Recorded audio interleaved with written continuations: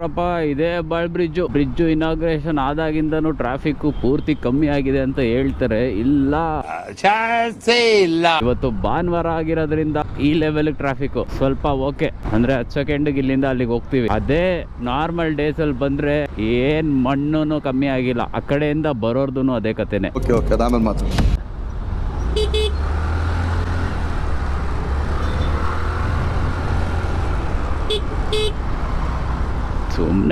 ಸುಮ್ಮನೆ ಇನಾಗ್ರೇಷನ್ ಮಾಡ್ಕೊಳ್ಳೋಣ, ಏನೋ ಒಂದು ಫಂಕ್ಷನ್ ಮಾಡೋಣ ಅಂತ ಮಾಡಿರೋ ಥರ ಇದೆ ಆ ಬ್ರಿಡ್ಜು.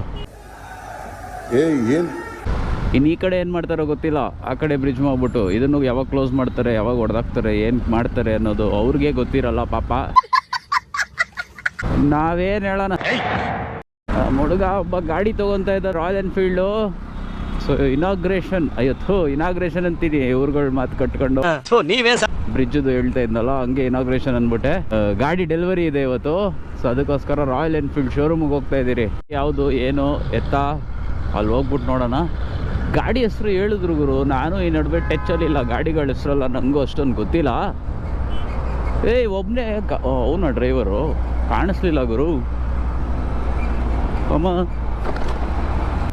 ರಾಯಲ್ ಎನ್ಫೀಲ್ಡು ಗುಹಾನ್ ಅನ್ಸುತ್ತೆ. ಅದು ಹೆಂಗೆ ಪ್ರೊನೌನ್ಸ್ ಮಾಡ್ತಾರಂತ ನಂಗೆ ಗೊತ್ತಿಲ್ಲ. ಅಲ್ಲೋಗಿ ಗಾಡಿ ನೋಡೋಣ ಬನ್ನಿ ಫಸ್ಟು. ಬಂತು ಶೋರೂಮ್ ಬಂತು. ಎಲ್ಲ ನಮ್ಮ ಹುಡುಗರು ಗಾಡಿ ಯಾರ್ದು ಕಾಣಿಸ್ತಾ ಇಲ್ಲ.